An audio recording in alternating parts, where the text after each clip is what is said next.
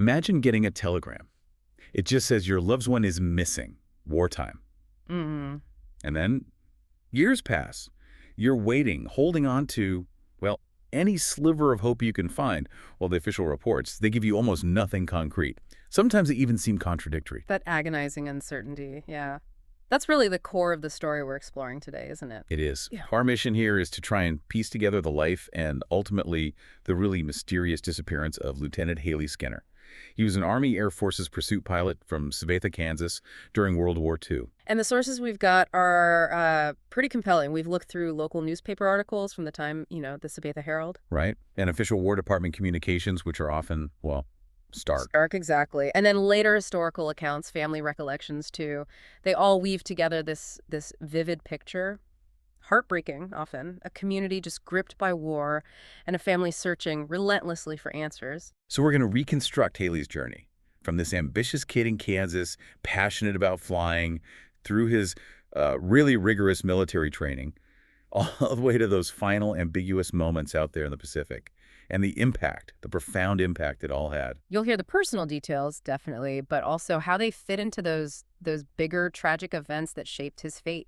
Okay, so to really understand Haley, we need to start at the beginning. He was born in Delphos, Kansas, February 28th, 1918. Right, and the family moved to Sabetha later, around 1933. He graduated from Sabetha High in 36. But it seems like even from a young age, it wasn't just the Kansas plains holding his attention, it was the sky. Oh, absolutely. That passion for aviation, it just shines through. By July 1940, he already had his pilot's license, finished a course in Emporia, logged his solo hours. So he was serious about it early on. Very. He was in a Hiawatha flying club, and there's this great, shows his adventurous side, I think.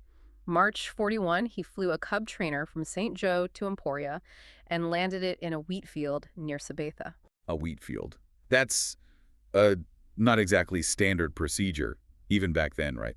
What does that tell you? Well, it shows some boldness, definitely, maybe a bit of youthful bravado, but also real skill, real comfort with flying. Aviation was still, relatively new, exciting. It had this sense of adventure. In the frontier, almost, Yeah. before the weight of the war really hit. Exactly. These young guys weren't just learning a skill, they were pushing boundaries, embracing this fast-evolving tech. Haley was right there, riding that wave. And that adventurous spirit soon found a more disciplined outlet.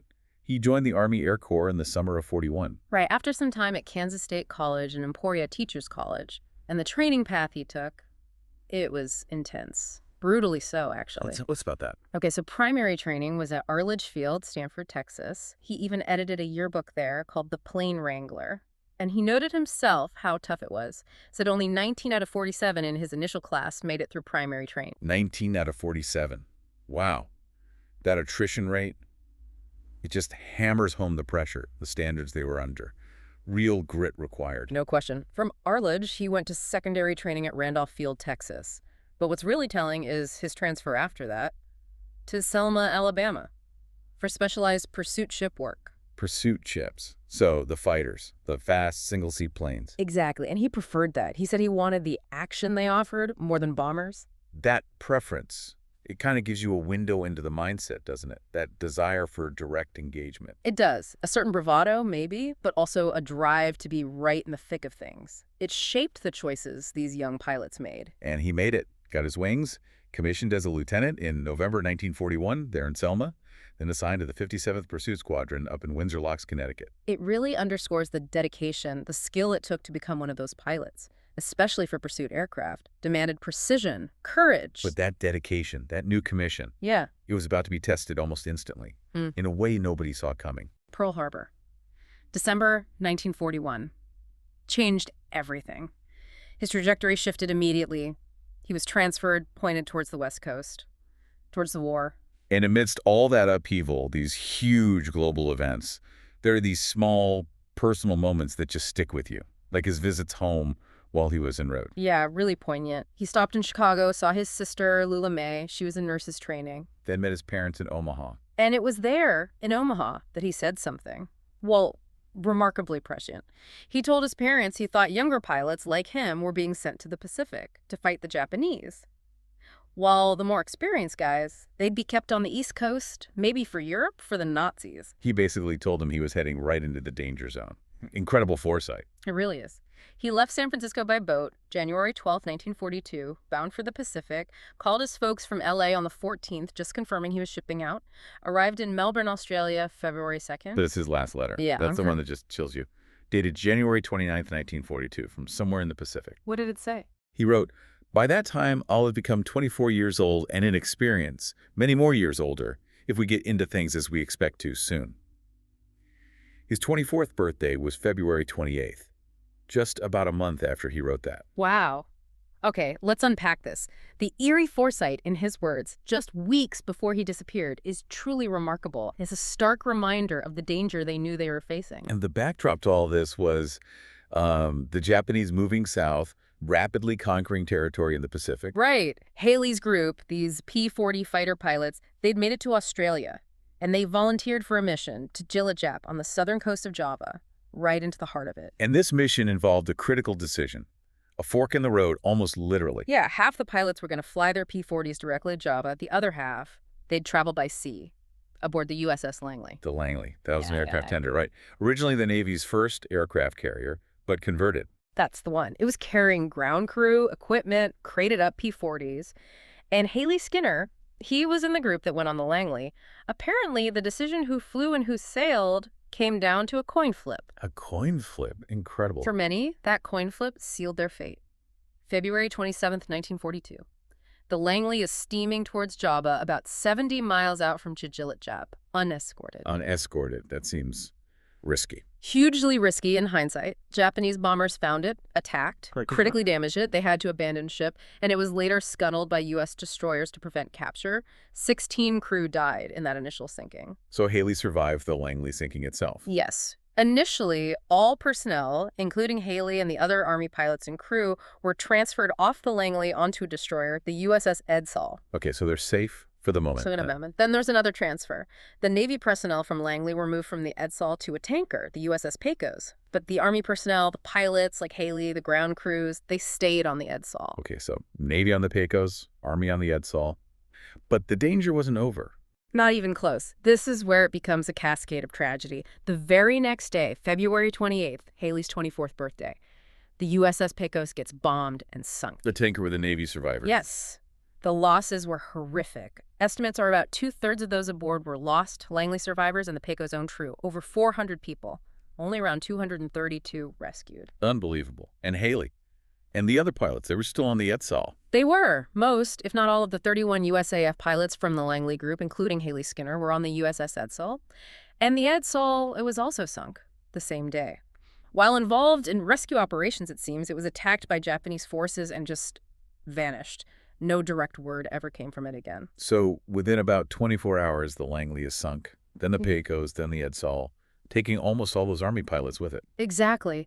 What's fascinating here is, well, fascinating feels like the wrong word, but it's how a single mission unraveled into this multi-ship catastrophe. It just highlights the intense, chaotic nature of naval warfare in the Pacific then, and the vulnerabilities even of ships like the Langley. So, back home in Sabetha, the first news must have been devastating, but also incomplete. Right. April 4th, 1942.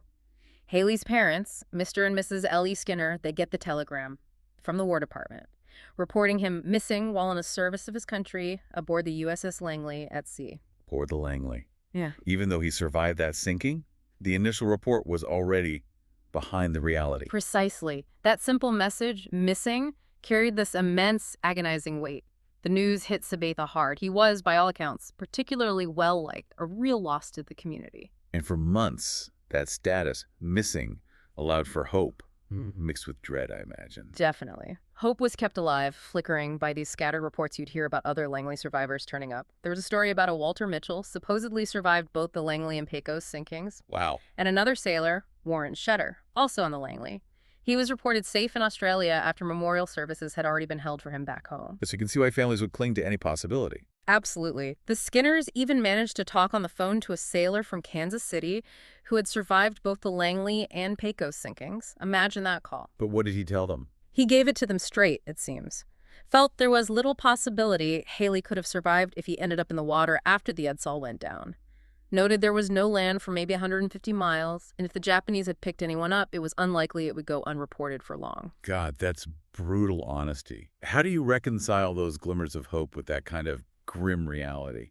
It just highlights that awful emotional burden, that limbo. It really does. And Haley Skinner, he was the first Sabetha-area serviceman lost in World War II.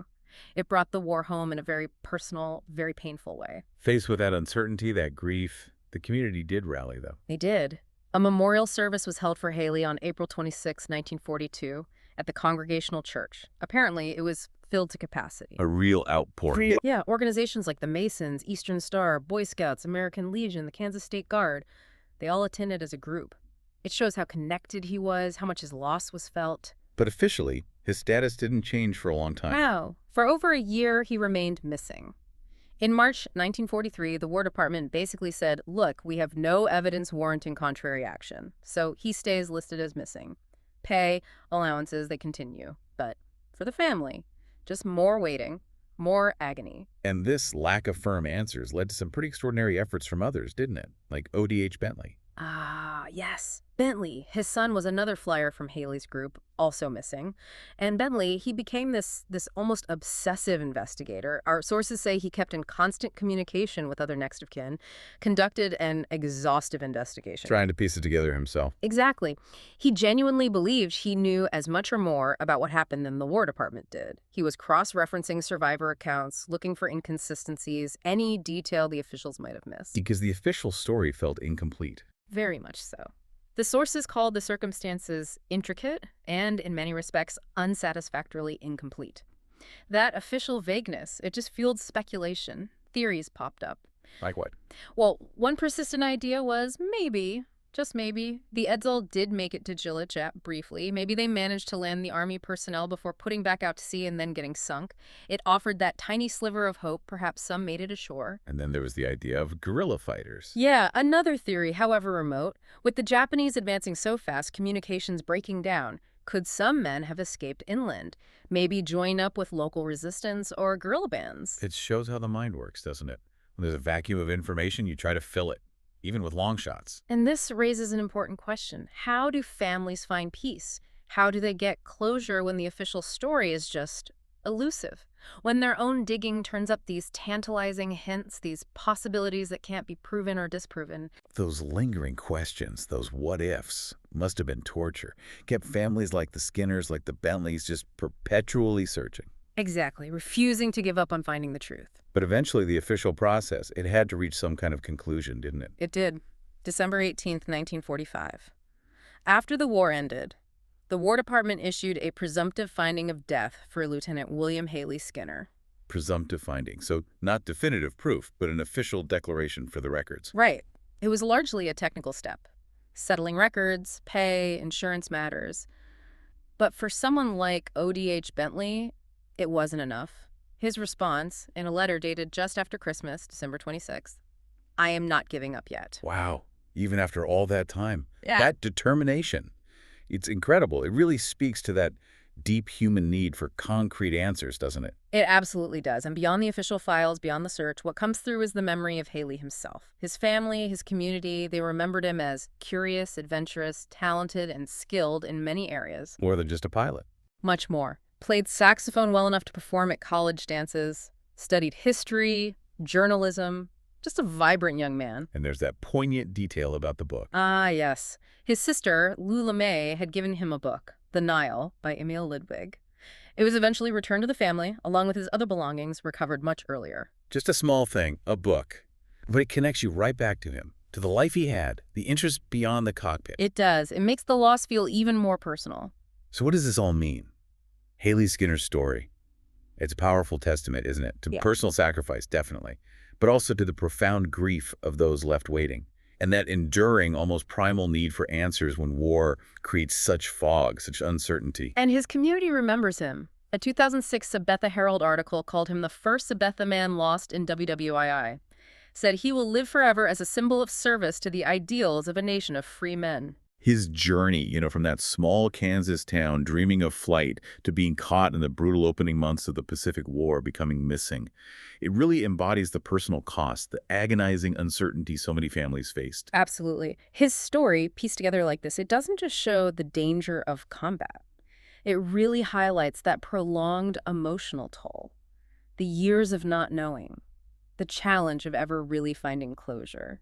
And for years, the official word from the War Department was that the circumstances were unsatisfactorily incomplete. Think about that phrasing. Even with the final presumptive finding of death, people like O.D.H. Bentley just wouldn't quit searching. So what is that relentless pursuit of truth, that refusal to just accept the official story, tell us? About our need for remembrance, our need for concrete answers when lives are lost like this. It's a powerful question. And maybe how we understand these stories, these searches from the past, how does that shape how we look at similar ambiguities, similar unresolved losses in conflicts happening even today? Something to really think about.